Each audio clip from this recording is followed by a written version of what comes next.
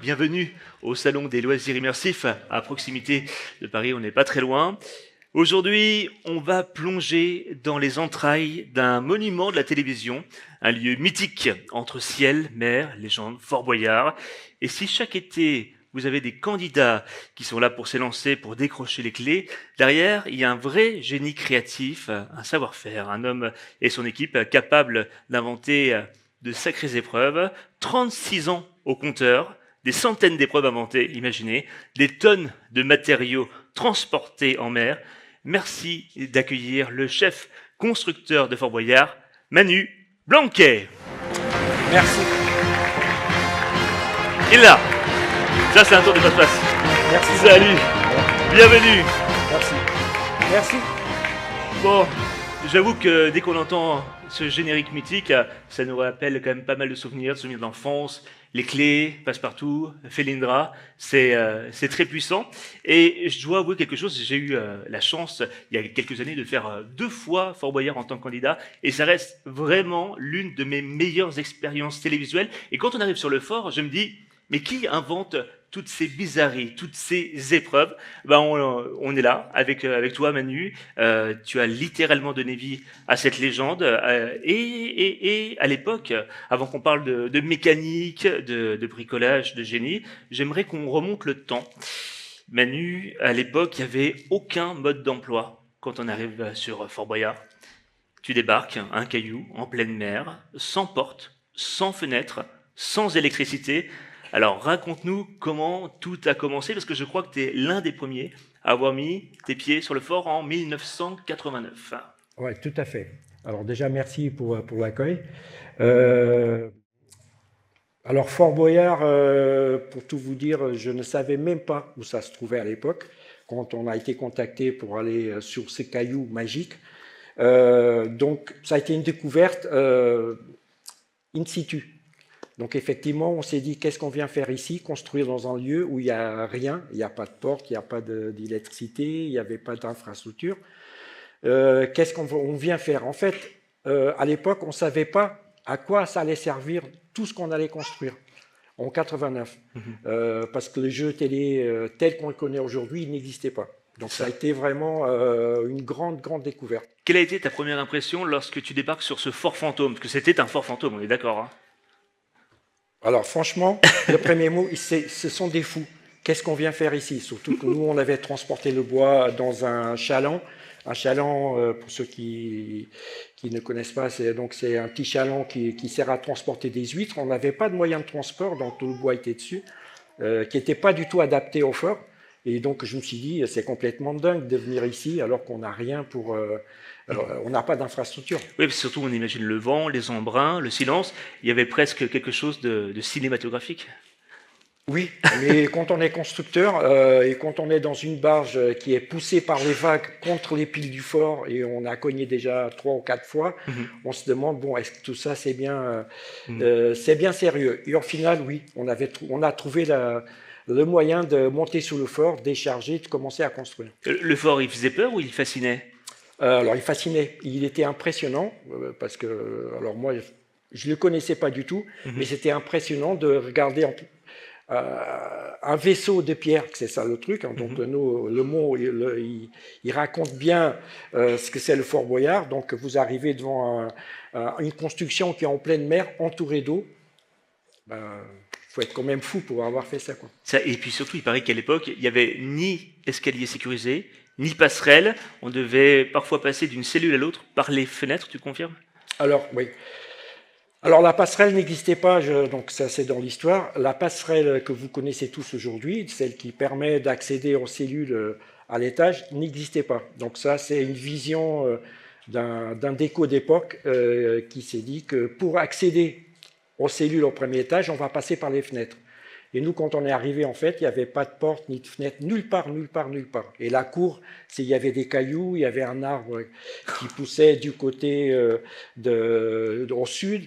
Donc voilà, on s'est installé comme ça et on a découvert petit à petit ce monument. Parce que c'est ça la réalité. Et quand tu as vu cet endroit sans vraiment savoir à quoi ça allait servir, vous imaginiez que ce serait le décor d'un des plus grands jeux télévisés du monde? Pas du tout. Non. Pas du tout. Alors, à l'époque, ça n'existait pas. Donc, nous, on allait juste construire. En fait, on a été appelé pour construire une passerelle. Et même cette passerelle, on ne savait pas à quoi elle allait servir. Sous les plans, il y a eu des discussions, mais très sommaires, en disant c'est une idée de Jacques-Antoine pour faire un jeu. Jacques-Antoine est le créateur de ce jeu et c'est lui qui a créé vraiment le format et la mécanique. Voilà, absolument. Et donc, il n'y avait pas de référence, en fait. Donc, même s'il y avait quelqu'un à l'époque qui avait voyagé dans le temps et qui nous avait expliqué vous allez construire pour Fort Boyard, en fait, on n'avait pas la référence telle qu'elle est aujourd'hui et qui a servi en trampoline pour tout ce qui s'est fait après, quoi, en fait, ces jeux-là. Manu, tu es menuisier, électromécanicien, un vrai touche-à-tout, mais il n'existe pas d'école pour devenir constructeur de Fort Boyard. Quelles formations ou quelles expériences t'ont amené jusque-là?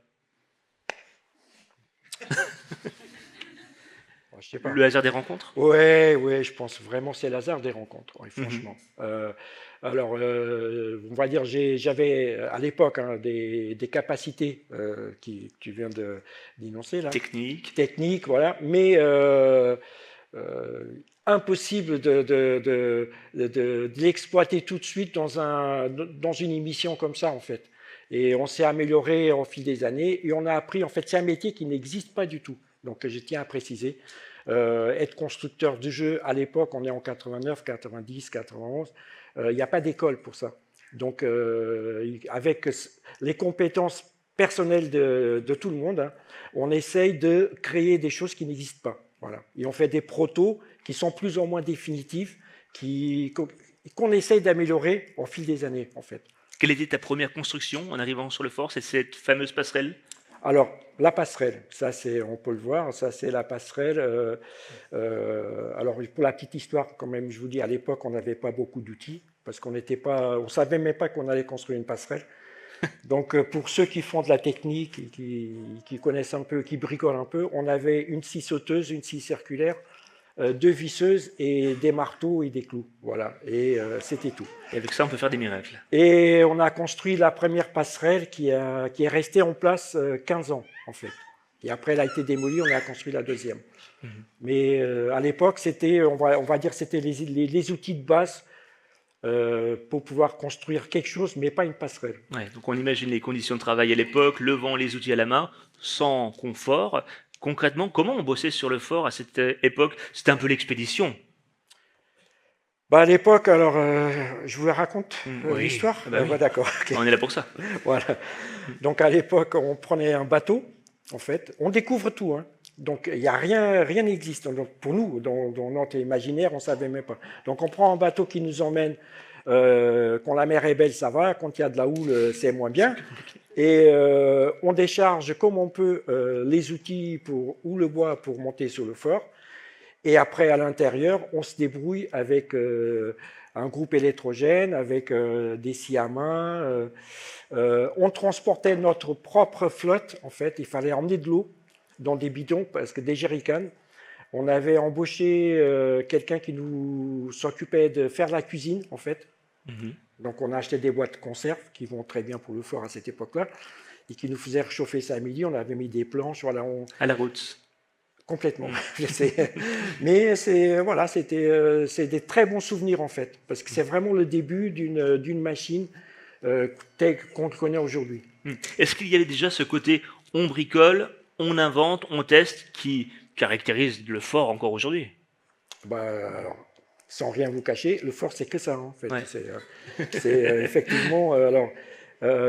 déjà, les idées, je dirais, les idées un peu débiles qu'on a des fois pour faire des jeux, elles n'existent pas vraiment. Donc, on tente, on teste, on prend des risques. Des fois, ça ne marche pas. Mais en fait, c'est l'ADN du fort, c'est ça. On a envie de surprendre et faire du nouveau, même pour nous. Bien sûr, mais est-ce qu'à ce moment-là, est-ce que vous aviez conscience de participer à une aventure de télé qui allait durer des années ou juste à un chantier un peu fou? C'est une bonne question. Alors le chantier de lui-même, il est fou. La conscience de participer à un truc de télé, je pense que non, parce qu'on connaît pas encore cette dimension, en fait. On n'a pas de référence. Et on est très jeune aussi, donc on pense que c'est un truc fou, c'est une idée de dingue, mais on, en fait, on ne voit pas encore ce que ça va donner, ce que ça La pourrait donner dans perspective, les hein. années. Voilà, on Ouais. ne peut pas se projeter encore. Il y avait une équipe déjà soudée.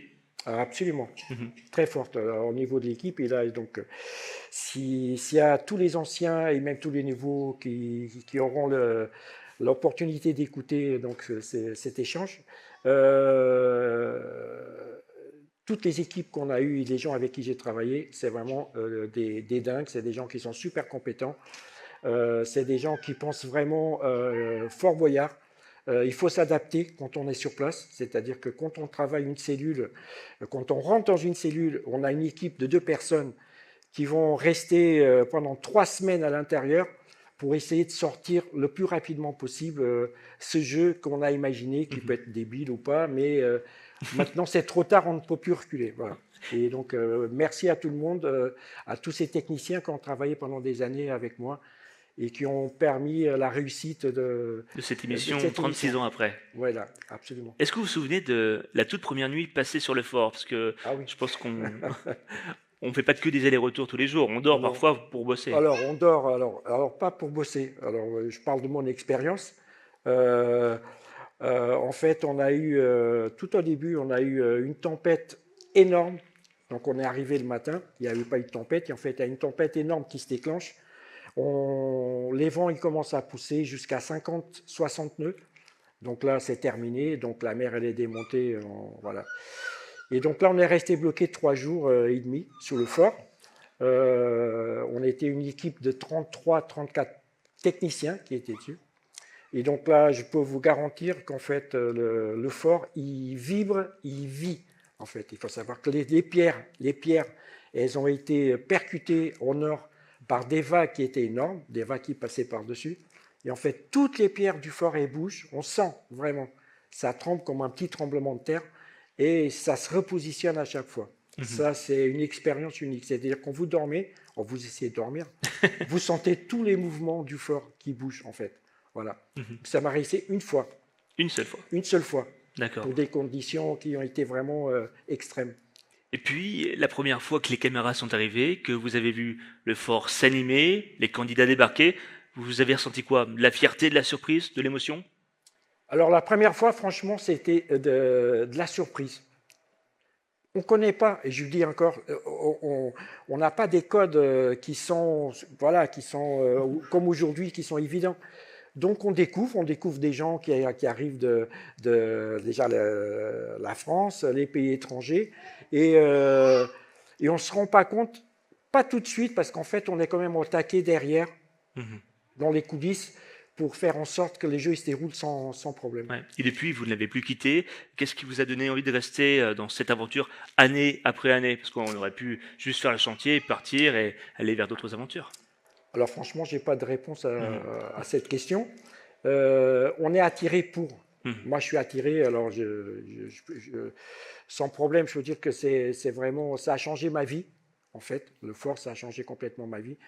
Et j'ai été beaucoup attiré par tout ce qui est mécanique et de la possibilité, en fait, d'améliorer et de créer des nouvelles machines. Et je pense qu'au départ, ça a été vraiment la raison principale pourquoi j'ai continué à travailler pour le fort. Voilà. D'ailleurs, vous vous considérez davantage comme un ingénieur, un artisan ou un artiste? Je ne pourrais pas définir sur les trois, je ne sais pas. Et je pense qu'il y a un peu de tout ça sans se prendre vraiment au sérieux. Alors je dirais, moi je suis quelqu'un de créatif, j'ai besoin Mhm. d'être confronté à un problème et trouver une solution. Mhm. Mais je suis ni ingénieur, ni voilà. Donc je fais mes calculs de mon côté avec l'apprentissage au fil de toutes ces années-là de Fort Boyard. Et la plus grande réussite, on va dire, pour tout le monde, c'est quand on arrive à faire une machine qui n'existait pas avec nos moyens, mais qui fonctionne et Mhm. voilà, et tout le monde est content, Voilà, c'est pour bien. faire rêver des millions de téléspectateurs. D'ailleurs, petite curiosité, parmi vous, qui a déjà rêvé de participer à Fort Boyard? Levez la main, à main levée. Voilà, Manu. Il y a des D'accord. candidats potentiels. Oui, bah, très bien. Vous voyez, c'est ça la magie du fort. Tout le monde s'y projette, mais très peu savent ce qui se cache derrière les murs. Et ce qui est fascinant, c'est que au départ, tout reposait sur la débrouille, le système D, j'imagine, et qu'au fil, c'est devenu une véritable industrie de création. Alors, justement, comment on passe de l'idée folle à la construction d'une épreuve? J'imagine qu'il y a de la réflexion, de l'ingéniosité, et parfois peut-être un peu de folie, non? Alors, la question, elle est vraiment, elle n'est pas piège, mais voilà. Alors, je vais vous raconter une histoire. D'un côté, vous avez un mec qui est fou, d'accord? Jacques-Antoine. Ou vous Voilà, aussi. Jacques-Antoine, non, non, non, pas moi, mais qui est fou, qui a une idée de dingue et qui pense que, par exemple, à une épreuve, que c'est faire couler un tonneau en 3 minutes. Ok, bon, là, je vous lance le défi, bon, on va faire couler, il faut que ce soit en 3 minutes, pas en 2, 5, 3 minutes. Et franchement, rien que ça, c'est un défi. C'est-à-dire que si on s'intéresse à la mécanique, à la physique, donc ça va nous titiller et on dit, mais ce mec-là, il est fou, pourquoi il demande ça 3 minutes? En fait, ça pourrait être plus au moins. Mais il avait établi, et ça, je pense que ça m'a touché beaucoup, il avait établi que le temps d'une épreuve, pour qu'elle soit vraiment ni trop ni moins, c'est 3 minutes maximum. Ok. Voilà, c'est une épreuve, c'est ça. Et tous ceux qui ont eu des idées, alors il n'y a pas eu que moi dans l'histoire, en fait. Je vais quand même raconter une petite histoire. En fait, d'un côté, vous avez toujours quelqu'un qui sort une idée. Admettons, parmi vous, vous me proposez une idée de fou, peu importe. Et on pourra faire l'exercice tout à l'heure. Donc, je traduis, en fait, je dis rien. Je traduis cette idée sur une feuille de papier blanche. J'écoute, en fait. Et quand je dessine, ça veut dire que je trouve que l'idée n'est pas si conne que ça. Donc, je dessine. Le signal est ouvert, ok. D'accord, ok, excusez-moi, c'est la réalité. Je dessine. Une fois que j'ai dessiné l'épreuve, en fait, je vais commencer à travailler cette idée qui paraît dingue. Mais quand j'écoute cette idée de fou, en fait, je suis déjà en train d'imaginer qu'est-ce qu'on peut mettre en termes de mécanique, comment on va souder la pièce, comment on va la couper. Et ça c'est très excitant pour aller au bout de la réussite de cette épreuve. Donc, avec tous les gens avec qui j'ai travaillé, qui ont été en développement, voilà, depuis 35 ans, la méthode a toujours été la même, en fait.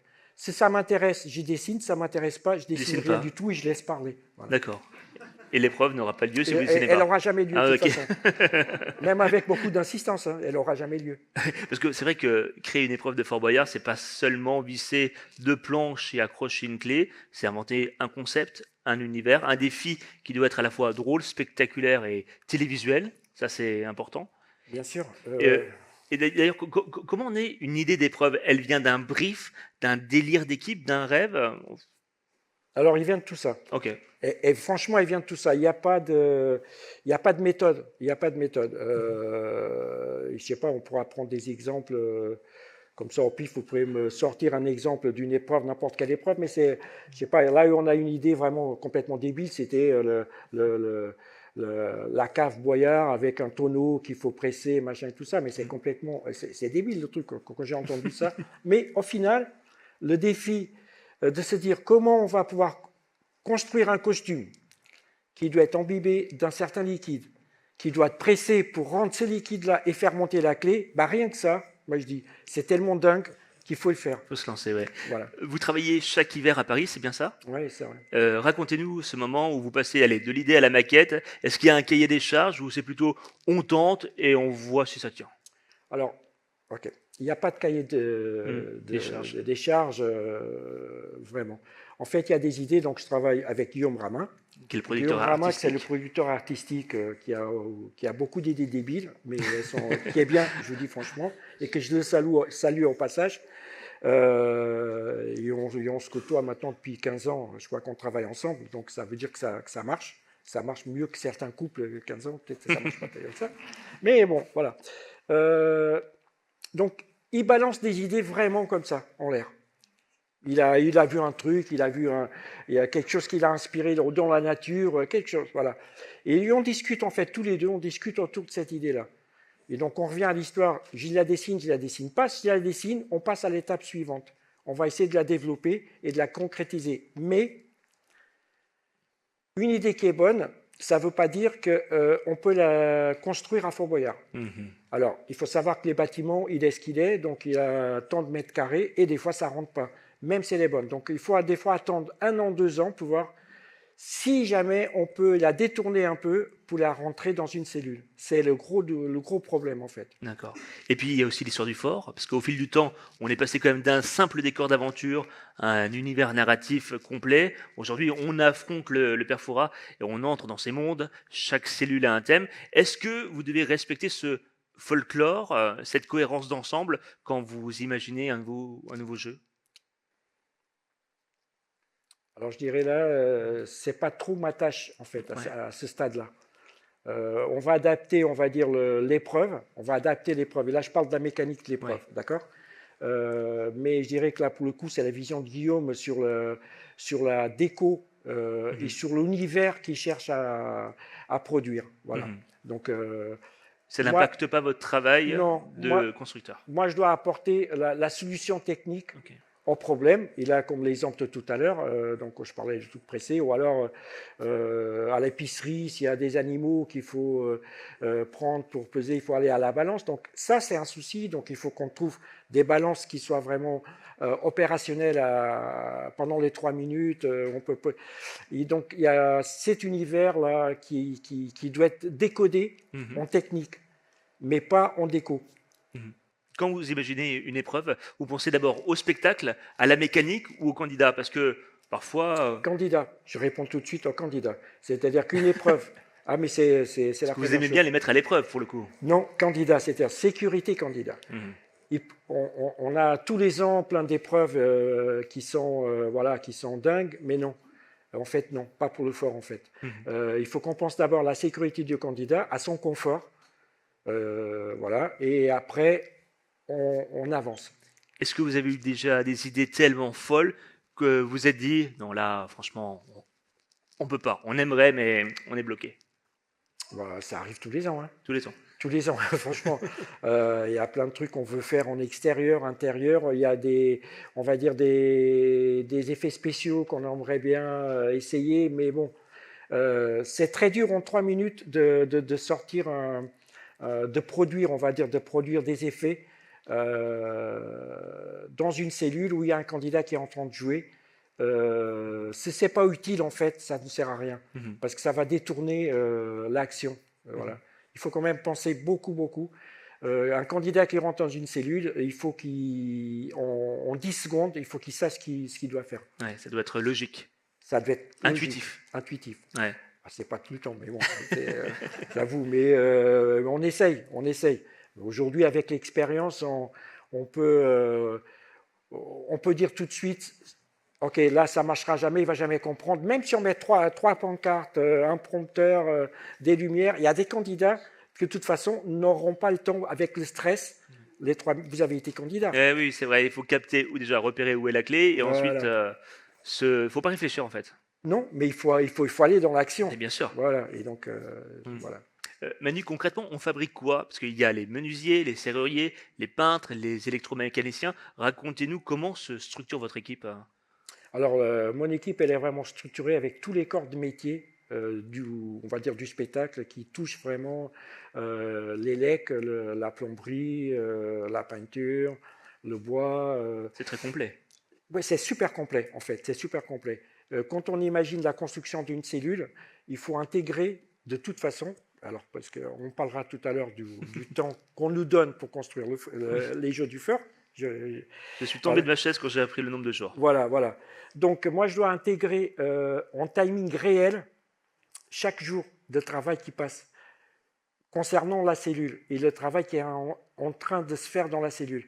Parce que la partie la plus facile toujours au fort, c'est casser une cellule. Alors là, ok, d'accord. On rentre, on casse la cellule, je vous dis, c'est pour de vrai.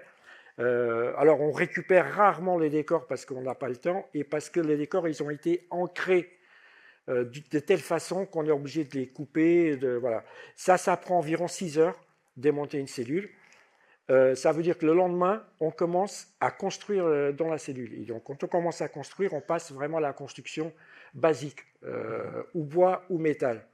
Et là encore, on va dire, c'est une phase qui est assez quantifiable facilement. Mais c'est après que les choses elles commencent à se corser. Après, il faut intégrer la mécanique. Et là, il faut avoir prévu avec anticipation toutes les commandes, s'il faut des moteurs, s'il faut des chaînes, s'il faut, voilà, et ainsi de suite. Et après l'habillage, et après le test, et après l'électronique, et après les peintres, les électros, et tout ça pour rendre cette cellule jouable le jour J. J. Ouais. Et vous mettez encore les mains dans le cambouis ou vous êtes encore chef d'orchestre? Tout le temps. Tout le temps. Okay. Je dirais que le jour où je ne mettrai plus les mains dans le cambouis, je quitterai le fort sans problème. Quand vous devez construire une nouvelle cellule, où ça se passe? Tout est fabriqué donc à Paris, puis démonté et réinstallé sur le fort? Alors, pas tout à fait. Non, non. On va dire, ce qui est construit, alors ça arrive de faire de la construction sur Paris, mais ce sont des éléments spécifiques, très spécifiques. Parce que dans le temps, aujourd'hui, vous avez vu que toutes les cellules, elles sont beaucoup plus mécaniques. On aime ça. Franchement, moi, j'aime bien. Il y a des effets, ça tourne, ça monte, ça descend. Voilà. Et donc, moi, je dois intégrer le temps de construction d'une cellule. Et des fois, je me dis, ça, on n'a pas le temps de le faire au fort, en fait. Donc, cette mécanique, qui est un peu spécifique, on va la préparer exceptionnellement à Paris, dans un autre atelier. Je vais vous donner un exemple. Les engrenages, c'est une nouvelle cellule l'année dernière. D'accord? Donc, pour rappeler, les engrenages qui tournent et tout ça et tout. En fait, la mécanique des engrenages, ce n'est pas un problème pour nous de faire tourner les engrenages. Mais la construction de ces volumes qui sont énormes, au fort, je n'ai pas la place pour les faire. Donc, on est obligé de les faire en atelier, ces volumes, ces engrenages qui sont énormes, les 5. Et après, quand elles sont arrivées, nous, on avait déjà préparé toute la mécanique. Donc, on a rentré ça dans les tubes, on a bloqué. Et on avait... Donc, il faut trouver des astuces pour gagner du temps dans chaque cellule. Et surtout, comment vous transportez tout ça? Parce qu'un moteur, une cage en acier, une porte blindée, ça se rentre facilement dans un bateau de pêche? Non, c'est la galère. Ouais, c'est galère. C'est la galère. Hein. Donc voilà. Donc ça, c'est ça. Alors ça, il y a une logistique. Comment vous expliquer ça? Il y a une logistique de régie. Et donc, on doit prévoir. Alors, je vais vous raconter l'histoire. Admettons que mon équipe, elle arrive le 17 au fort. On commence à construire le 17. Donc, ça veut dire que le 16, on doit tout avoir au fort. Et figurez-vous, le 16, il y a tempête, il y a mauvais temps. Ah, oui, donc là, ça commence les ennuis. Donc, on a affrété une barge qui est énorme, mais la barge, elle peut charger, mais elle ne peut pas décharger. D'accord? Donc ça, c'est vraiment un problème. Bon, ça n'arrive pas toujours, mais ça arrive une fois sur 3. Donc on ne maîtrise pas le temps, je vous dis tout de suite, on ne maîtrise pas le temps, on ne maîtrise pas la mer. Voilà. Donc ce qu'on fait, moi je prévois sur 4 jours, 5 jours avant, je vais faire rentrer du matériel petit à petit en fait.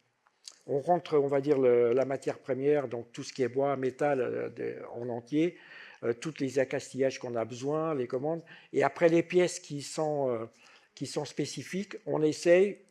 Alors, ce que je fais dans la construction, j'ai jamais besoin de ces pièces-là le jour de la construction. Donc, elles peuvent arriver jusqu'à 8 jours après le début de la construction. Et comme ça, on arrive à se débrouiller. Mais c'est toujours sport. Hein. Je vous conseille de venir, ça vaut vraiment la peine de venir à Foura, de regarder, prenez bien la météo, un jour où il y a la barge, et vous allez voir tout ce qu'on met dessus, c'est incroyable. Est-ce qu'il y a un matériau que vous adorez utiliser, ou au contraire que vous maudissez? Alors, j'adore beaucoup le métal, en fait. Je dirais que c'est plus ma formation, le métal, mais voilà. Je suis plus métal que bois. Ouais. Parce que le fort, c'est un royaume de métal, de bois, de pierre, mais on voit de plus en plus de technologie. Est-ce que vous diriez que c'est un lieu artisanal ou technologique aujourd'hui? Je sais pas. Un peu des deux. Oui, un peu des deux, parce qu'on a la technologie. Mais l'artisanal, alors s'il y a vraiment un lieu qui est artisanal, c'est le fort. On va dire. Alors, s'il y a un exemple à donner en France d'un lieu artisanal, c'est le fort. Parce qu'on fait tout chez nous à la main, chaque pièce, tout est coupé sur place, tout est construit sur place. Donc je pense qu'il y a un peu des deux. Combien de nouvelles épreuves sont créées chaque année? En création, on va dire, on peut aller à 10-12, mais on ne construit pas 10-12. Hein. Alors, on va séparer. Nous avons les cellules. Donc les cellules, on va dire, on a une jauge. Quand on a 5 cellules, c'est bien. Si on peut faire 5 cellules, c'est bien, parce qu'il y a un problème de timing, hein, en fait. On peut en parler maintenant. Le timing, vous avez, Voilà. allez, à votre avis, combien de jours pour créer une saison de Fort Boyard? Une idée? On peut dire le nombre de jours? Alors je vais vous donner 31 jours. C'est qu'au 31e jour, on tourne. Donc voilà, donc c'est 31 jours, c'est incompressible. Donc ça veut dire dès l'instant que je rentre avec mes équipes, on a 31 jours, même s'il y a du mauvais temps, même s'il y a du... Voilà, peu importe, et on n'aura pas un jour de plus. C'est fou. Oui, oui, bah, oui. Donc il y a les nouvelles épreuves. Et puis, comment vous choisissez celles qui vont partir à la retraite? C'est un crève-cœur, j'imagine, vous, de démonter les cellules que vous avez créées et construites. Ouais, c'est beaucoup d'engueulades. Chacun va du sien dans les bureaux. Voilà, mais non, il faut pas enlever ça. Mais si, mais moi j'aime celle-là. Mais non, voilà. C'est très compliqué. Donc là, on pourrait poser la question, donnez-moi 5 cellules que chacun veut enlever du fort, ça va être compliqué. On ne va pas tomber d'accord sur... Déjà sur une, on ne va pas tomber d'accord, je pense pas. En tout cas, parmi toutes les épreuves que vous avez imaginées, laquelle a été le plus gros défi technique? Celle où vous vous êtes dit, là, on est fou, mais on va le faire quand même. Ah, alors, on est fou, on n'arrivera pas ou On le fait. on le fait. Ouais. Oui, alors oui, c'est vrai que... Je peux vous donner l'exemple l'année dernière. Ouais. Alors, parce que là, ça a été vraiment un gros débat. Et ça, ce que je vous dis, c'est la réalité. Hein. Donc, avec Guillaume Ramin, je rappelle, Le donc, producteur le artistique. on n'était pas du tout d'accord, mais alors vraiment pas du tout d'accord, sur la nouvelle cellule qu'aujourd'hui, c'est la ventouse qui a été transformée en Égypte, en fait, et l'ancienne ventouse. Donc, c'est une cellule que nous, on avait construite il y a très, très longtemps, et donc on avait tous les codes dans cette cellule. Et donc moi, comme j'avais pas envie de faire la cellule, non, mais je vous dis franchement, hein, ça a été vraiment une grosse discussion. Guillaume, c'est un super pote et tout, mais quand on n'est pas d'accord, on n'est pas d'accord. Mais bon, il insistait. Et du coup, j'ai laissé tomber cette cellule complètement dans la construction. Ah ouais. C'est-à-dire que j'ai laissé telle qu'elle, elle était d'époque, voilà, j'ai pas touché. Et en fait, il se trouve qu'au bout de J-10, j'ai craqué. J'ai craqué un peu, lui il a mis de l'eau dans son vin, voilà, bon, on a craqué un peu, et on a trouvé des bons éléments. Donc je me suis mis dans la cellule juste avec un autre constructeur, tous les deux, et on a reconstitué ce que vous avez vu cette année, le nouveau visage de cette cellule. Voilà. Donc c'était vraiment très difficile. Hein. Ouais, comme quoi il y a beaucoup de négociations avec vous. J'avais mes raisons. Oui. J'avais beaucoup de raisons. Mais je suis fier quand même de ce qu'on a fait. Avec Guillaume, on s'est tapé dans la main, voilà. Mais franchement, c'était limite. Ouais. Et inversement, est-ce qu'il y a eu des jeux qu'on a construits, testés, mais jamais diffusés? Je pense qu'il y en a un, mais je ne me rappelle pas. Ouais. Alors, je ne peux pas vous dire, voilà, donc ça restera le mystère, peut-être on va le sortir. Non, c'est très, très, très, très rare. Il y en a un, mais ça m'échappe, excusez-moi. Mais voilà, je sais qu'il y en a un, mais pour des raisons qui n'étaient même pas de jeu, c'était des raisons un peu plus hautes que... Ou lié peut-être à la dangerosité ou trop complexe. La dangerosité. Ouais, c'est ça, ouais. En fait, on a eu ça revient un peu, mais c'était des fils électriques qu'il fallait faire toucher. Ah ouais. Alors c'est pour rire, hein, bien sûr. Alors, je rassure tout le monde, on ne travaille pas avec du 220. On travaille avec la basse tension, ce qui ça peut paraître impressionnant, mais je pense qu'à l'époque, la chaîne nous a demandé les enfants à la maison s'ils commencent à mettre des fils qui se touchent. Voilà. Et on a retiré rapidement l'épreuve. C'est fascinant parce qu'on sent que chaque épreuve est à la fois une mécanique de précision et un peu une œuvre d'art parce que c'est une industrie de prototypes, toutes ces cellules, et surtout elles doivent être hyper solides parce que vous les démontez, vous les remontez, vous les réparez chaque année. On a presque l'impression que le fort est un organisme vivant, non? Alors, je vais rentrer dans le détail temporel, que c'est Ouais. quand même important. Maintenant que vous connaissez tous les 31 jours, donc dans ces 31 jours, il n'y a pas que la construction, il y a aussi la remise en route de toutes les anciennes épreuves. Donc ça, il faut intégrer. Donc voilà, avec des retouches de peinture, avec des retouches mécaniques, avec la lumière qui change aussi. Donc voilà, c'est une tâche énorme, hein. Donc tout le monde est vraiment au taquet là-dessus. Euh, Moi, je dirais que on ne démonte pas. En fait, aujourd'hui, on essaye de garder un maximum d'éléments sur place pour nous éviter des surcharges de travail, en fait.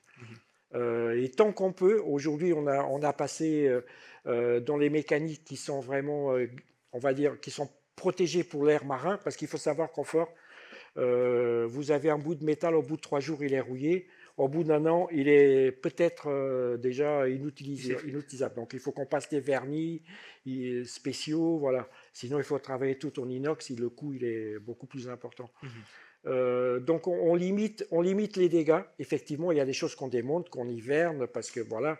Mais aujourd'hui, on limite, on va dire, de 30% cet hivernage, en fait. Mhm. Et dites-moi, Manu, entre nous, est-ce que vous avez déjà eu des candidats qui ont cassé votre mécanique en réussissant trop vite? Ah oui, bah oui, oui, bah ça, je pense que bah oui, parce que bon, moi, je les en veux pas, hein, mais Mhm. bien sûr. Et dans ce cas-là, il faut être Bah, on au plus répare rapide. derrière, en fait, derrière, mais oui, bah oui. Un Mhm. candidat, je ne vais pas demander à un candidat de ne pas casser parce qu'il n'y a pas de règle à Fort Boyard, en Oui, fait. bien sûr. C'est une épreuve, on n'explique pas au candidat, ne fais pas ci, ne fais pas cela, tu vas faire. Non, en fait, il a on va dire, une vision générale à l'entrée, et après, c'est ça qui est drôle, Mhm. hein, et on peut retrouver ça dans plein d'images, hein. Ouais, puis vous avez aussi une épreuve, l'épreuve de la prison pour s'enfuir, où là, il casse carrément Ah oui, mais la ça, cellule. Mais là, c'est fait exprès, on est d'accord. ouais, mais là, c'est. Alors là, c'est. Alors, je peux raconter cette Oui, histoire? bien sûr. Ah oui, bien sûr. Alors, c'est quand même une idée de Guillaume Ramin, encore le même, qui a eu cette idée géniale. On a été testé à Paris, en fait. Il y a des sites où on peut tester la Pour, casse comme ça. pour Oui, casser, oui, oui, d'accord. oui, Ouais. des casses et tout ça. C'est un truc de malade, hein, voilà.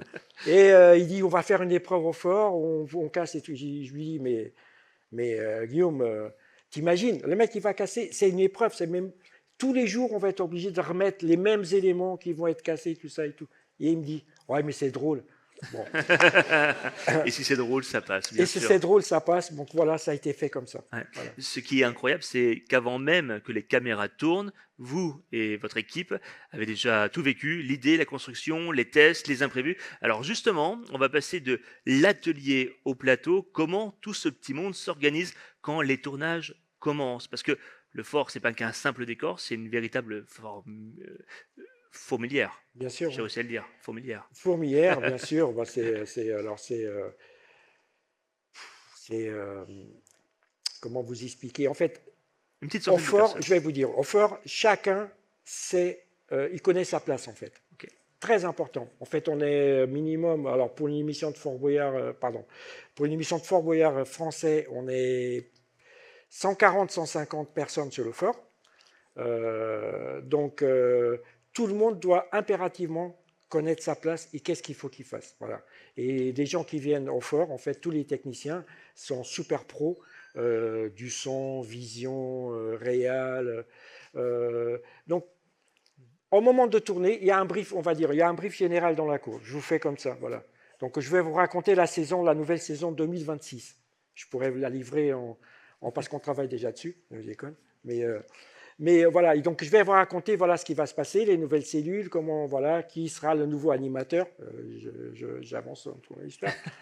Comment ça va se passer et on fait ça. Et une fois que ce brief général il est fait, en fait, tout le monde rentre chez lui, dans les ateliers, et c'est parti, en fait, c'est parti. c'est showtime et on y va, quoi. Mhm. Parce qu'on parle des techniciens, des caméras, des candidats, des personnages, des bateaux. Il faut imaginer quand même que c'est une coordination millimétrée. Quand démarre votre saison de travail? Dès maintenant, là? En Alors, octobre? pas tout de suite, mais on n'est Non, pas loin. on n'est pas On loin. n'est pas loin, c'est-à-dire qu'on va commencer à changer avec Lyon au mois de décembre. Ok. Et après, en janvier, janvier-février, on va commencer à rentrer, on va dire, dans les détails. Beaucoup Mhm. de détails, avec Laurent aussi, Laurent moi, qui fait tous les dessins de Mhm. plans pour le fort, pour les cellules. Et on commence en construction fin mars. Fin mars. Fin mars, début avril, voilà par là. Mais c'est vraiment la période, on va dire la période de délire, Mhm. décembre. La période un peu plus concrète, janvier, mais encore un peu de délire. Mhm. Il y a des choses qui Bouger. vont passer à la trappe. Et après, par contre, en février, début mars, là, on calme un peu le jeu. Et là, il faut y aller, quoi. Parce que là, après, il faut présenter, en fait, il faut présenter quand même à la chaîne les nouveaux Mhm. jeux, les nouvelles, voilà, tout ce qui est nouveau. Et des fois, la Mhm. chaîne n'est pas d'accord non plus Oui, avec ce tout qu'on ce que vous fait. proposez, voilà. Ils C'est ont un droit de rare. veto. C'est rare, mais oui, Ouais. c'est rare. Mais bon, ils sont quand même top là-dessus. Voilà, ça, ils Ils sont comprennent un souples. peu. Ils nous suivent quand même dans le délire, j'avoue. Est-ce que vous pouvez nous décrire une journée type pendant les tournages? Alors, une journée, d'accord, ok, très bien. Mais est-ce que vous dormez quand même un peu sur le fort? Vous traversez tous les jours? Pas du tout. Non. Alors, on traverse, il y a tout le monde. C'est un mythe de dire que tout le monde dort sous le fort parce qu'on n'a pas l'infrastructure pour faire dormir tout le monde. Donc, le fort, il est réservé, si jamais, seulement, si on peut rester sous le fort, si seulement l'état de la mer nous permet plus embarquer pour repartir. Voilà. Donc personne viendra nous Mhm. sauver, il n'y aura Mhm. pas d'hélico, il n'y aura rien. Il y aura juste un bateau qui viendra se mettre à quai quand les conditions elles seront réunies. Mhm. Donc dans ce cas-là, oui, dans ce Il y a cas-là, tout le juste un monde. gardien Il qui y a un dort sur gardien qui place. est en permanence, Ok. tout le temps. Donc une journée type, c'est moi je fais partie il y a mon équipe du premier bateau du matin, les premiers Zodiacs qui pleuvent, qui ventent, voilà, on trace. Ça filme. Voilà, on monte sous le fort. La première chose qu'on fait, c'est préparer les jeux pour les candidats qui vont arriver. Donc on a, on va dire, la feuille de route de la journée, d'accord. Et on sait déjà, on a 14, 15, 16 cellules, on connaît les cellules qui vont jouer. Mhm. On a aussi des cellules en spare, parce qu'il se Mhm. peut que peut-être une cellule, un candidat qui change parce qu'il y a un malaise, je ne sais pas si c'était votre cas, je pense pas. Non, il n'y a pas eu de malaise, Pas non. du tout, voilà, c'est Il très y a eu bien. une côte cassée. Une côte cassée, Ah oui. une seule. Ou deux, peut-être.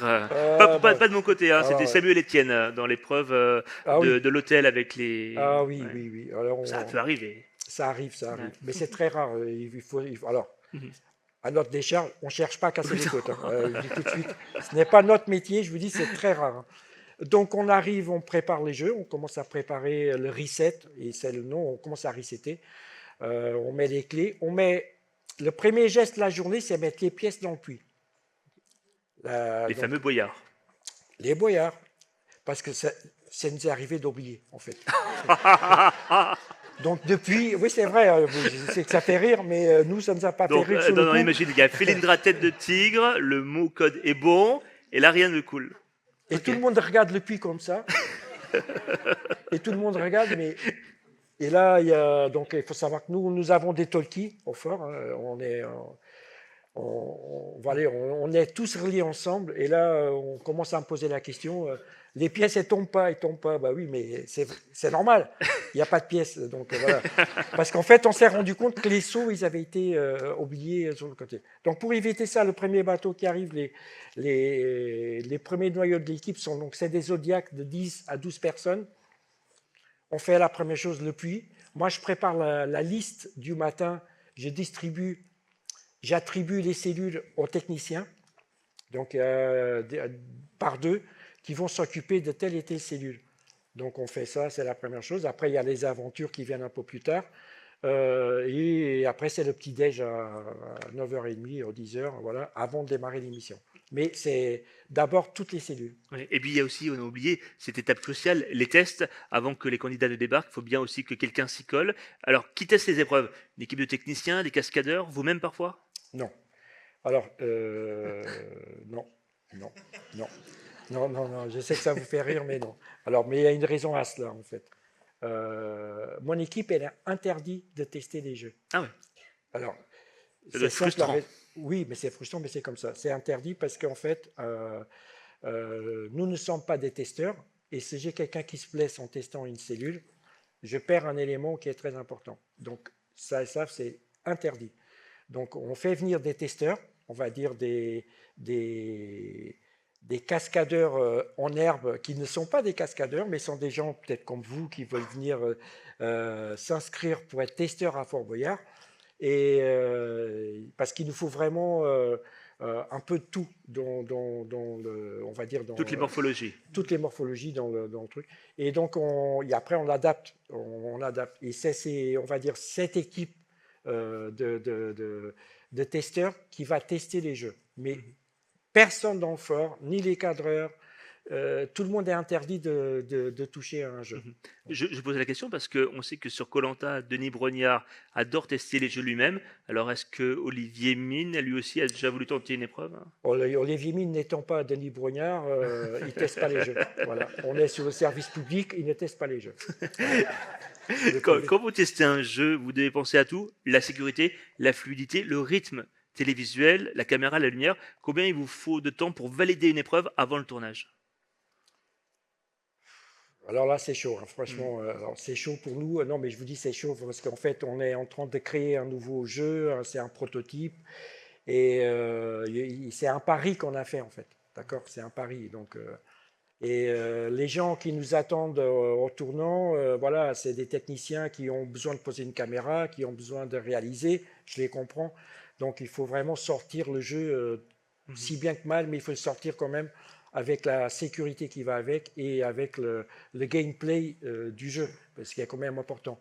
Donc, ouais, c'est chaud, mais alors, souvent, on améliore le jeu pendant 2 3 jours, je vous dis, selon l'expérience. Parce que des fois, on n'a pas eu le temps dans les 31 jours de vraiment finaliser. Il y a un petit détail qui nous a échappé et on peut le rendre un peu plus Fluide facile. et facile. Voilà. Et Hmm. en fait, un jeu à Fort Boyard, il est bien si on le garde 3 à 4 ans. À la 4e année, il est vraiment. Voilà, il marche bien. Il est rodé, quoi. Il est rodé pour tout le monde, c'est-à-dire qu'on a les réflexes, on connaît la limite des candidats, Hmm. on, voilà, on sait ce qu'il ne faut pas faire Mhm. déjà, ce qu'on ne fera plus. Alors que tout au début, on ne se rend pas compte en fait, tout de suite. Mhm. Au moins, quand vous êtes vu, je ne sais pas, peut-être vous avez testé un jeu, vous avez joué dans un jeu, vous êtes cobaye sur un jeu, et peut-être, voilà. Ouais, Et à la côte, peut-être ça vient de là, quoi, la côte peut-être, cassée. peut-être aussi. Est-ce qu'il y a certaines épreuves qui ont dû être entièrement repensées au dernier moment? Ça a pu arriver, ça? C'est arrivé, alors entièrement non, Non. voilà, mais c'est arrivé, oui, c'est arrivé, mais c'est arrivé pour des questions de sécurité en fait, Mhm. voilà. On s'est rendu compte après les testeurs cascadeurs voilà, qui sont Mhm. passés qu'en fait C'est. il y avait un détail qui allait pas et alors quand c'est comme ça, on arrête, Mhm. on l'exploite pas du tout tout de suite, on fait revenir les testeurs Mhm. déjà pendant le tournage français. Et après, on dit, OK, d'accord, là c'est bon, là on peut y aller, Mhm. c'est validé. Le fort est en pleine mer, météo, marée, vent, ça doit être un cauchemar de planification. Il y a souvent des journées qui sont annulées à cause du mauvais temps, voire des moments où tout a basculé d'un coup. Souvent même. Hmm. C'est arrivé. Alors voilà, ça peut arriver 2 fois par saison. Voilà, 2 fois par saison. Et c'est justifié. Hein, Ouais. ce sont des conditions qui sont quand même extrêmes. Alors, on est 150, il faut savoir que Mhm. physiquement, on n'a pas 150 pompiers au fort. Hein. Non. Donc les gens, physiquement, il y a des gens qui sont plus hauts, plus bas. Voilà, et il y a des gens qui ne sont pas sportifs, donc on ne peut pas faire prendre de risques à des gens de monter sur le fort. Mhm. Alors nous, en Zodiac, on monte tout le temps, en fait. D'accord. Mais ça ne sert à rien parce qu'on arrive au fort, les autres, ils n'arrivent pas derrière nous. Donc, bon, Pas c'est d'émotion possible. voilà, pas d'émission possible. Et quand le tournage démarre enfin, il y a cette effervescence, le générique qui n'est pas diffusé pendant qu'on court, donc on se l'imagine, les candidats passent partout, Felindra, les tigres à l'époque, ça aussi j'imagine que c'était une sacrée organisation. Est-ce que vous prenez le temps de regarder les séquences pendant les prises Pas pour voir du, si fonctionne bien? Alors, franchement, je regarde toute la journée, c'est chaque cellule en fait. Ouais. Voilà. Je regarde franchement, ça c'est, on va dire, j'ai une télé dans mon bureau, Un retour? un retour, et je fais ça. Quand j'ai un doute en fait sur l'utilisation de cette cellule, ou si le candidat il est plus ou moins énervé, et on prend des précautions. En fait, je vais vous raconter un truc, c'est-à-dire que mon équipe, ça s'appelle l'équipe le Reset. C'est la seule équipe qui est autorisée.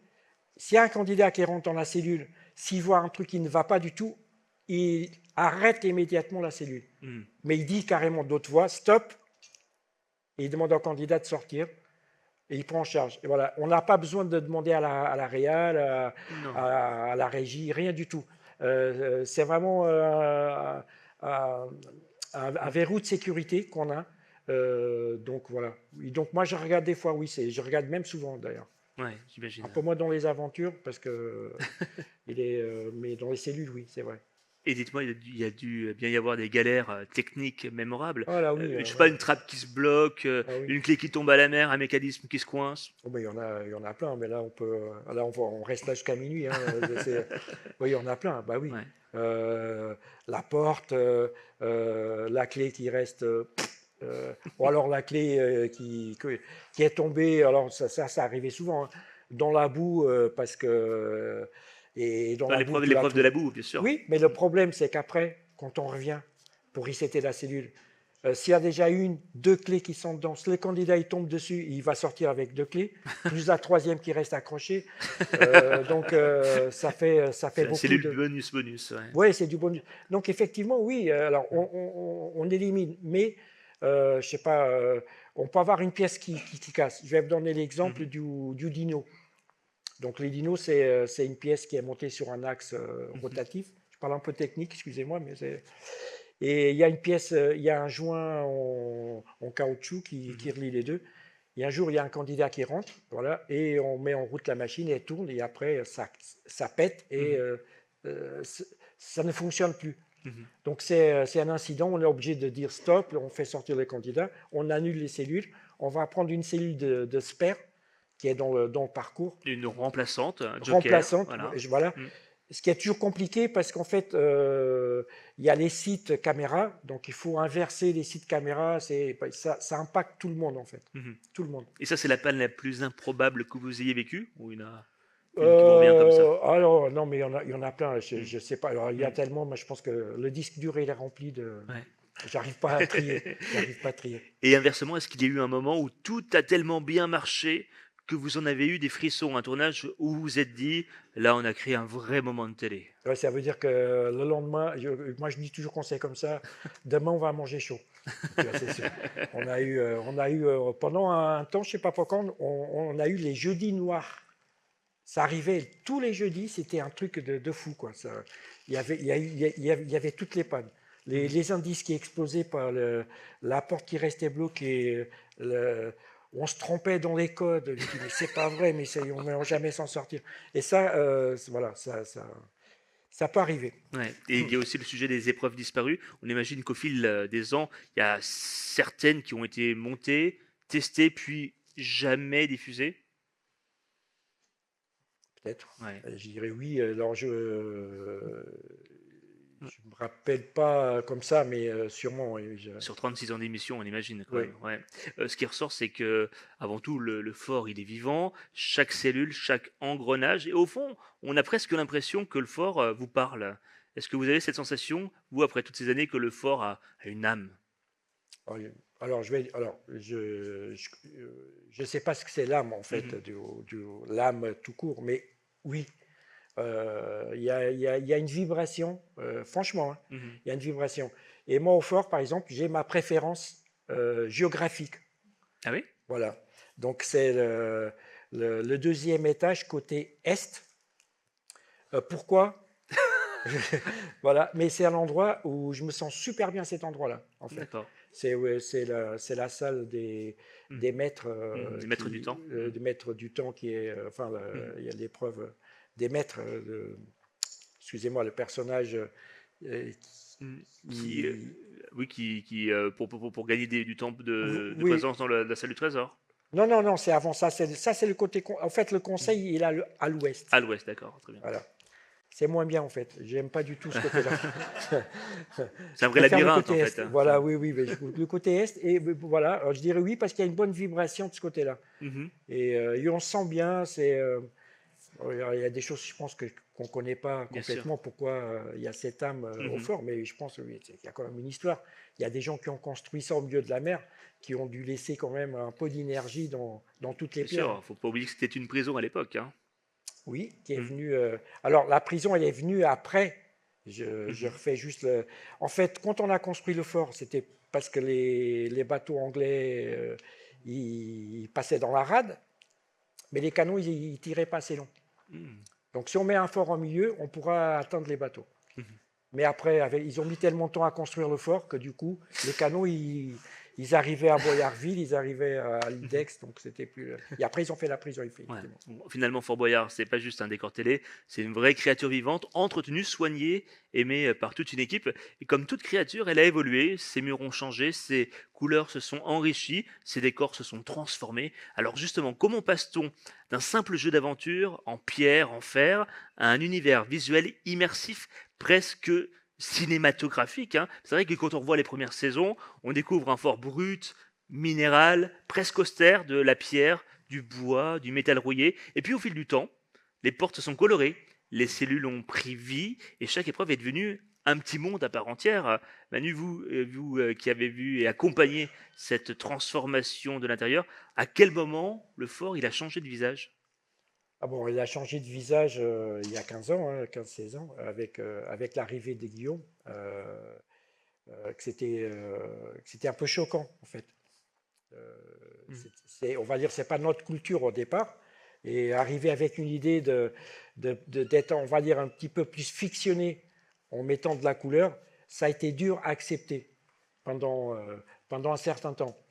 Mais Vous aviez l'impression que d'un côté il y avait le fort authentique dans les années 90 et un côté plus jeu vidéo dans les années oui, actuelles. oui, oui, oui, ça, non, Mhm. mais pour tout le monde, hein, ça n'a pas été facile. Mais j'avoue franchement que cette vision, que c'était pas la mienne, hein, pas du Mhm. tout, mais qui était bien vue en fait. Mhm. Parce que ça correspondait sûrement à- L'air du temps. voilà, il y a cette génération qui regardait Fort Boyard à Ouais. l'époque, hein. Et dans les années 90, les épreuves étaient souvent simples, un anneau, une clé, une échelle. Ouais, c'était génial. Puis dans les années 2000, ouais, mais C'était bien génial, sûr. c'était génial à construire. Parce qu'en fait, ouais, ouais. Parce qu'en fait, on construisait une épreuve, Ouais. d'accord? Je m'occupe pas des murs parce que les murs ils sont beaux. C'est pour ça qu'on vient à Fort Boyard, il y a de Mm. la pierre. Voilà. Le sol il est en pierre, bah oui, mais c'est comme ça, c'est ça, c'est Mm. l'univers. Donc, en termes de développement, nous on se concentrait à 100% sur l'épreuve même. C'est-à-dire que j'étais pas là en train de construire une cloison, deux cloisons, de mettre une machine, de mettre le truc. Donc, on était très concentrés. Enfin, Mm. c'était génial de ce côté-là. Ouais. Et puis dans les années 2000 et 2010, on a commencé à avoir des décors de cinéma, des lumières, des thématiques fortes. Qui a déclenché ce virage artistique? C'était la production et la chaîne, j'imagine. Mm. Là, j'en reviens encore. C'est Ouais. Guillaume qui a sorti ça, mais Ok. qui a passé en force au départ parce que c'était pas une idée facile à faire assez accepter pour tout le monde. Mhm.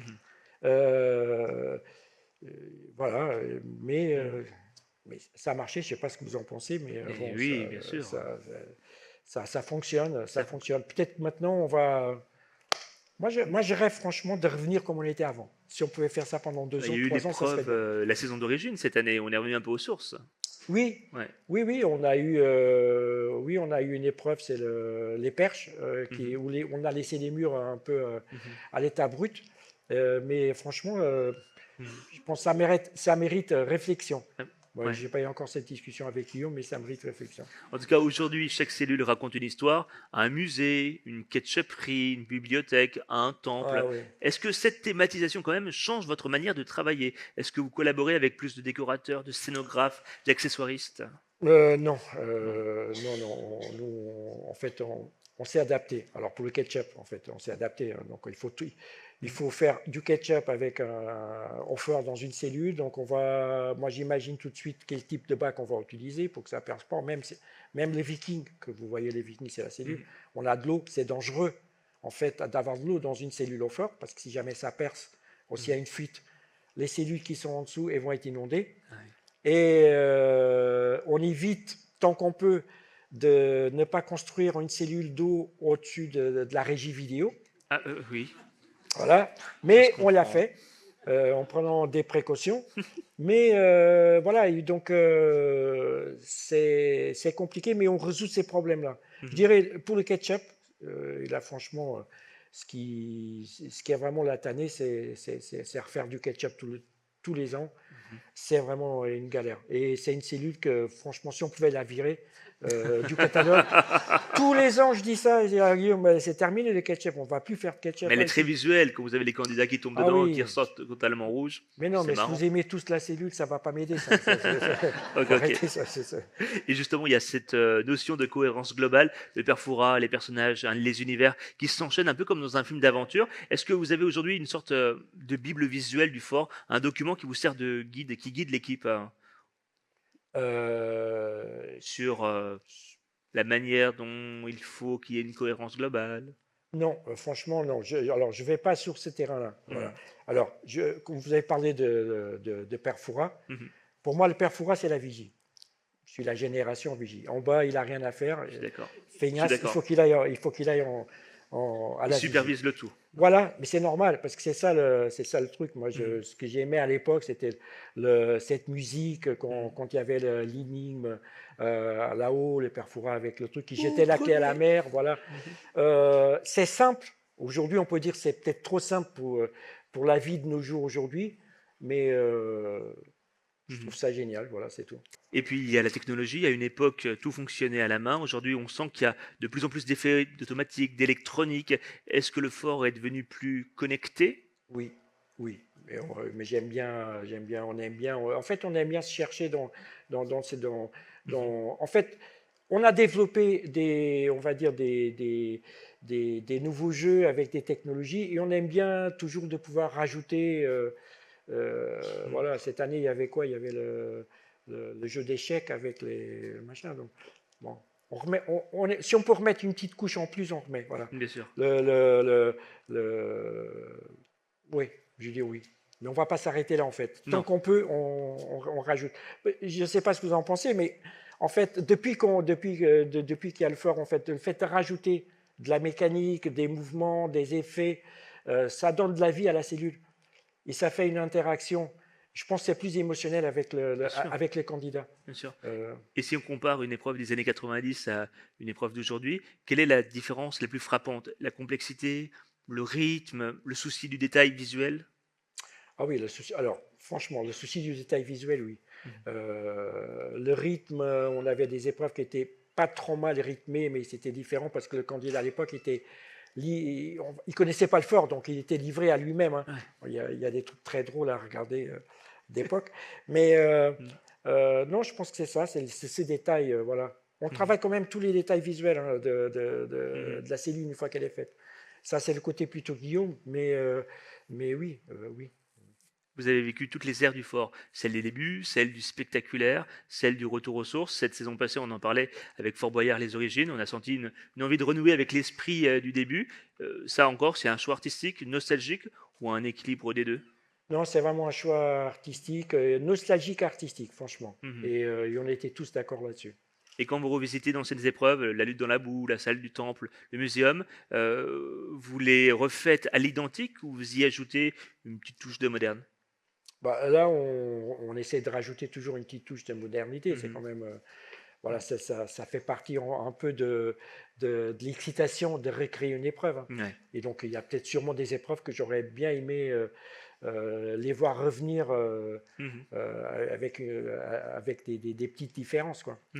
Ce que je trouve magique, c'est que le fort réunit toutes les générations. C'est vrai que les enfants d'aujourd'hui s'émerveillent devant les mêmes murs que leurs parents, voire de leurs grands-parents. C'est rare ça en télé. Manu, vous le ressentez, vous, ce lien un peu intergénérationnel? Ah ben complètement, ça me surprend en fait tout le temps. En fait, aujourd'hui, on peut parler de génération Fort Boyard, parce que quand je parle avec des gens, c'est toujours ah oui, quand j'étais petit, j'ai regardé ça. Eh oui, et ça, bon, Ça doit être une fierté immense, non? oui, franchement, mais c'est une fierté, mais je parle ici au nom de tous les gens qui ont bossé dans le fort, qui ont Mhm. participé à ça.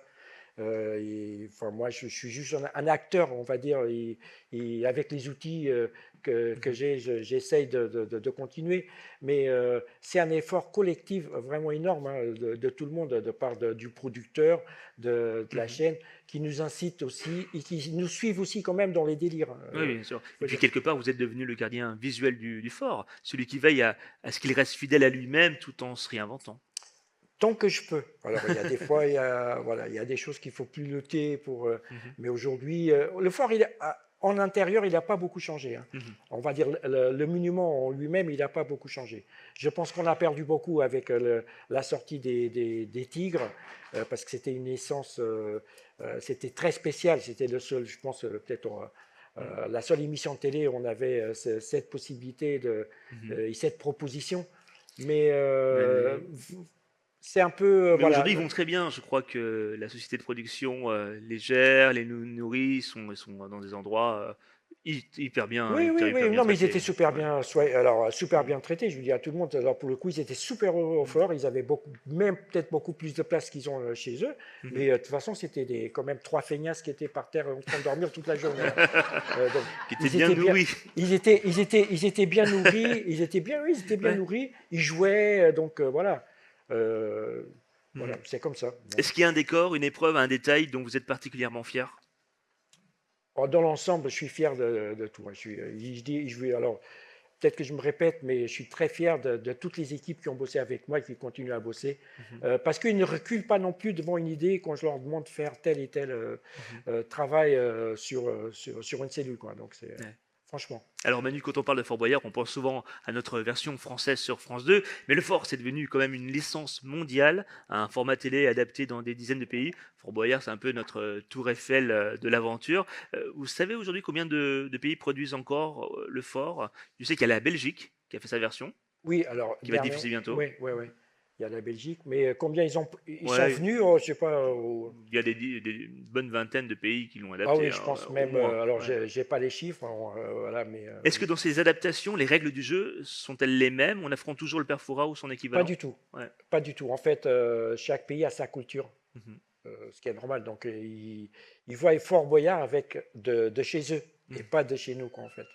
Donc, on a eu, à chaque fois, avec chaque pays, on a eu des aménagements spéciaux pour eux. Mhm. Et on a appris beaucoup aussi avec ces pays-là. Ouais. Il faut dire qu'on a appris beaucoup parce qu'ils viennent avec des nouvelles idées auxquelles nous, on n'a pas pensé dans l'exploitation, dans la façon d'utiliser les équipes. Mhm. Et donc, je parle de la Suède, ça a été quand même les premiers à nous avoir, pardon, de ramener au fort les duels, en fait. Ouais. À l'époque, on pensait pas faire des duels du tout. Et eux, ils ont ramené la bonne formule pour faire des duels. Mhm. Et ça a été une révolution chez nous, parce qu'on est obligé de s'adapter. Donc, il faut savoir, quand on finit Fort Boyard France, on doit préparer un Fort Boyard X pour un Mhm. pays en mode duel. Donc on doit préparer les cellules en duel, les aventures en duel, tout ce que vous Mhm. voyez en simple qui passe en double. Euh, la façon de tourner n'est pas la même. On commence des fois par les aventures, on termine par les cellules. Et souvent les clés Mhm. n'étant pas l'objectif final. Voilà, donc il y en a toute une liste hein, comme Y ça. a-t-il des épreuves exclusives à ces pays étrangers? Oui, il y en a eu, oui, bien sûr, oui. Ouais, oui, qui ont été conçus et développés que pour eux. Voilà, ça Et que existe en vous n'avez pas aventure. voulu récupérer? Si, on sait, alors, c'est une coproduction en finale, hein, de toute Mhm. façon, on a le droit de les exploiter, mais vu qu'on ne fait pas de duel pour la France, donc Mhm. on les a ramenés, si on peut, on les ramène dans la version simple et Ouais. pas duel, en fait.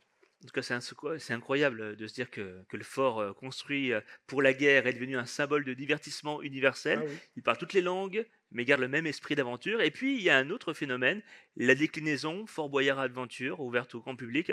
Là, on regarde plus, on joue vraiment. Comment est née cette idée?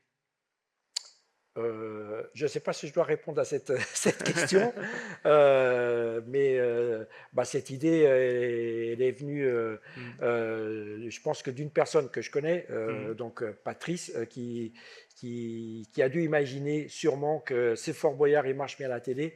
Mhm. Si on fait un action game Mhm. avec les codes de Fort Boyard, Mhm. peut-être que ça va matcher. Est-ce que vous avez dû repenser certaines épreuves mythiques pour les adapter à des visiteurs lambda? Ah bah oui, Ouais. bien sûr, oui, Quelles bien sûr. contraintes spécifiques vous avez eues? Alors, Ouais. je vais repositionner quand même le Ouais. débat dans le bon truc. Moi, je fais pas toutes les épreuves. Ouais. Je fais quelques-unes. Je fais le puits. Mais je pense qu'après, les Mhm. gens qui ont développé Mhm. ce produit, ils seraient à même de mieux placés pour parler du truc. Ceci étant, moi, je connais très bien Bien le sûr. Fort Boyard Aventure. Il faut adapter. En fait, là, le problème, je dirais, le gros problème, c'est faire une cellule pour les grands et pour les petits. Mhm. Voilà. Rendre En même accessible et temps. spectaculaire à la fois. Voilà. Et ça, je pense, c'est vraiment un tour de passe-passe qui n'est pas facile du tout, hein. Mhm. Entre la télé, les adaptations étrangères, les expériences immersives, c'est vrai qu'on a l'impression que Fort Boyard est devenu un univers transmédia avant l'heure. Télé, live, digital, escape Ah oui. game, jeux de société, action game. Vous l'aviez anticipé ou vous regardez ça avec un plaisir et surprise? Non, mais pas anticipé du tout, hein. Mais je regarde avec beaucoup de surprise, hein. Mhm. Vraiment, je trouve ça génial, hein. Aujourd'hui, je sais pas, il y a 10 Fort Boyard en France aventure. Je trouve ça génial que ça marche. En fait, ça prouve qu'il y a une génération permanente, en fait, Mhm. qui est sur le produit Fort Boyard, qui adore Fort Boyard Mhm. voilà, et qui est à la quête du Boyard, Quai de du la Boyard, pièce. bien sûr, hein. Voilà, du vrai Boyard, hein, pas des faux, hein, du vrai. Ouais, parce qu'il y a la Monnaie de Paris qui l'édite aussi. Oui, mais ça là encore, elle est spéciale, c'est pas les vrais. Les Mhm. vrais sont au fort. Ils sont là depuis des centaines d'années. On les sort à chaque fois du fond Ouais. du puits. Parce qu'il faut dire que les boyards, quand on les récupère dans la salle du trésor, elles sont crasseuses, Ah sales, oui, et ah oui. et chacun essaye discrètement d'en récupérer une dans sa Enfin, le poche pour discrètement, je vous l'avoir. dis, c'est pas tout à fait la réalité. Alors, nous, on essaye de les récupérer gentiment, Ouais. en disant là, c'en est pas un, voilà. Mais oui, oui, oui, oui, c'est ça. Et je vous conseille pas, si vous allez au fort, Mhm. de les Mettre à prendre la dans la bouche. bouche, hein, parce qu'il y a des gens Ah, qui font ça, oui. Mais bon, j'imagine. ça nous les lave en même temps. Mais oui. Si je vous demandais d'imaginer le Fort Boyard du futur, dans 10 ans, vous le voyez comment? Vous qui étiez là aux origines. Je ne sais pas répondre à cette question. Voilà. Franchement, je ne sais pas parce que je pense que l'histoire, elle se fait tous les jours Mhm. avec des évolutions que même moi, je ne m'attendais déjà pas à que le fort il soit si coloré, on va dire, Mhm. cette génération. Je pense qu'il y aura une génération qui va arriver.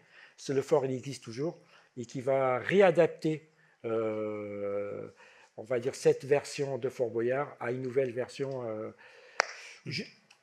Moi, j'imagine qu'un jour, on reviendra comme on était au premier jour. Voilà. C'est-à-dire Rien de du manière tout. authentique. Voilà, vraiment super simple. Je pense qu'un jour, ça sera ça.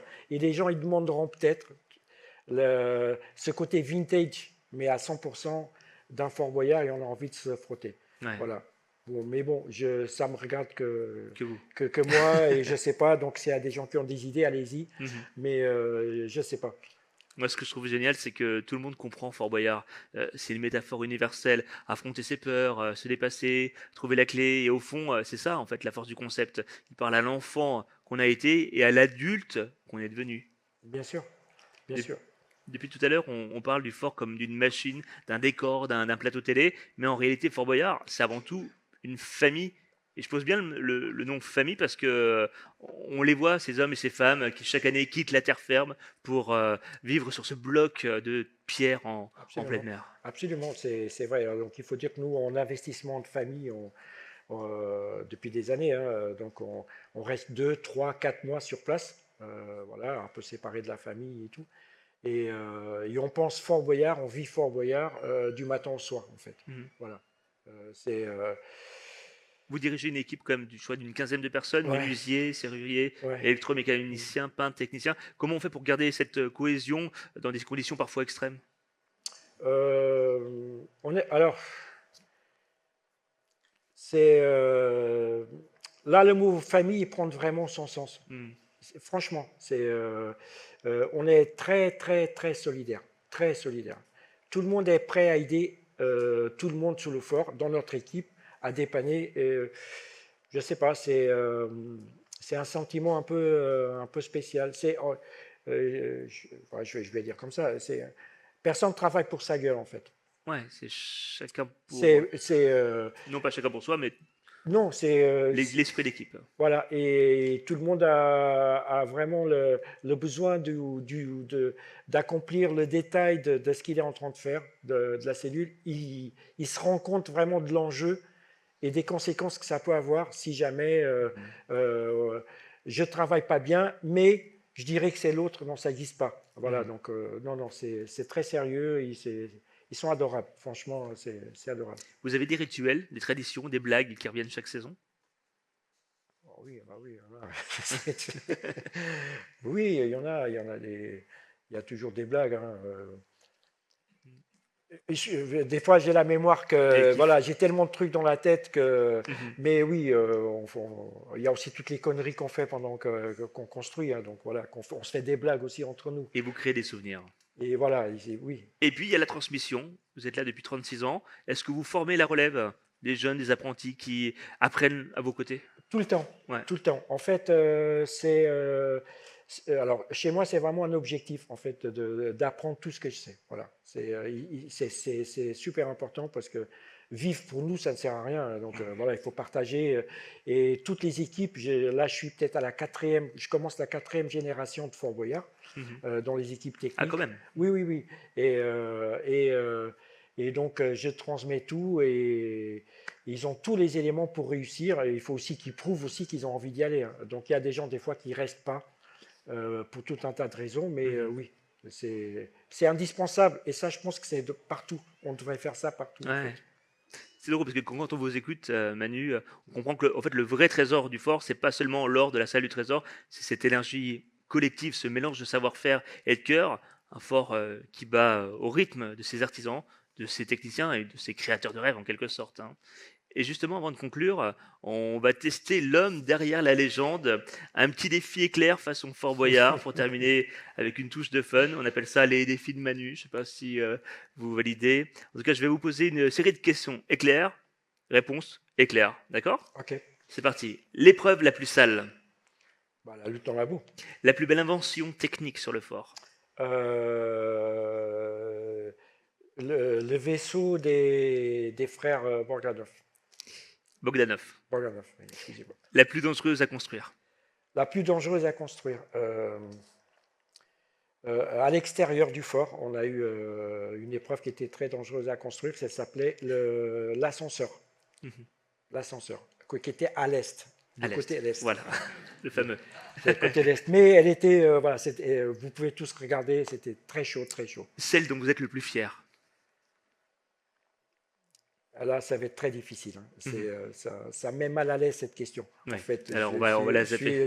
voilà, je suis fier de beaucoup de choses dans le fort. Le plus gros fou rire de tournage. Alors, oui, il y en a eu avec une équipe qui est arrivée au fort. À l'époque où c'était des anonymes, donc ils étaient 5. On fait la première cellule, un prisonnier. Deuxième cellule, 2 prisonniers. Troisième cellule, 3 prisonniers. Quatrième cellule, 4 prisonniers. Donc il ne restait plus qu'un. Et donc là, dit on arrête, on va tout reprendre, et ça ne va pas. Et ça a été un truc de délire. Mhm. Je me rappelle très bien encore, même du visage de ces gens-là, ça a été un truc de dingue. Ouais. Le bruit du fort que vous préférez. Le bruit des vagues quand elles cassent à marée basse, les vagues elles viennent quand il y a de la houle, elles viennent péter sur le nord, Mhm. la face nord, et là c'est impressionnant. Ça fait un... Deux dernières questions. Une anecdote jamais racontée sur le père Fouras. Oh, il y en a un paquet, mais je ne vais pas le raconter celui. Oh, je touche pas au perfo, hein. Non, je peux pas, je peux pas, je peux Ouais, pas. c'est un Mais il mythe, y c'est en une a, légende. mais il y en a, il y Bah en oui, a, il y en a, il j'imagine. y en a, il y en a, il y en a. Oh, c'est un râleur, c'est un râleur. Oui. Il ne faut pas monter, il ne faut pas descendre. Et après, s'il monte, il faut ci. Après, s'il descend, il faut cela. C'est un râleur. Mais voilà, j'aime beaucoup le père Fouras. Donc, Et enfin, quel successeur à Olivier Mine? Je vous donne le nom ou pas? Vous Ouais. voulez savoir tous? Il va falloir attendre jusqu'au mois d'avril. Je l'ai, mais je peux pas vous Ah, vous l'avez? Oui, bien sûr. Vous voulez savoir? Oui. Ok, ça marche. Je suis trop curieux, mais Oui, mais on s'apprendra peut-être. ouais, Bon, franchement, après 36 saisons, vous méritez presque votre propre cellule, hein, la salle du constructeur légendaire. Manu, ce qu'on retient cet après-midi, c'est qu'au-delà des engrenages, des décors, des chaînes et des clés, vous êtes surtout un bâtisseur de rêves. Depuis plus de 3 décennies, vous façonnez la mémoire merci. collective d'un programme qui a bercé des millions de foyers. Vous êtes un peu le gardien du fort, mais aussi celui qui lui donne chaque année une nouvelle vie. Alors, s'il fallait transmettre un message aux jeunes, peut-être aux professionnels qui rêvent d'inventer, de bricoler, de créer, quel serait-il? Je vais vous dire un truc. Faites-vous plaisir dans la vie, en fait. C'est le plus important. Euh, c'est un, euh, c'est un métier que j'ai eu énormément de plaisir, voilà. Et je pense que si on, c'est- chacun travaille vraiment dans ce métier par plaisir, ça sera 10 fois plus simple la vie, quoi. Bien sûr. Voilà. Voilà. Merci Manu pour votre sincérité, votre Merci. passion, votre fidélité à ce monument de la télévision. Merci à votre équipe, à ALP, aux artisans de l'ombre et à tous ceux qui Merci entretiennent beaucoup. chaque année la magie du fort. Et merci à vous ici au Salon des loisirs immersifs d'avoir partagé cette aventure avec nous. Parce qu'au fond, dans Fort Boyard, comme dans la vie, il faut toujours aller chercher la clé. Manu Banquet. Merci beaucoup. Merci. Merci beaucoup pour Merci l'accueil. beaucoup. Merci. Merci. Merci beaucoup.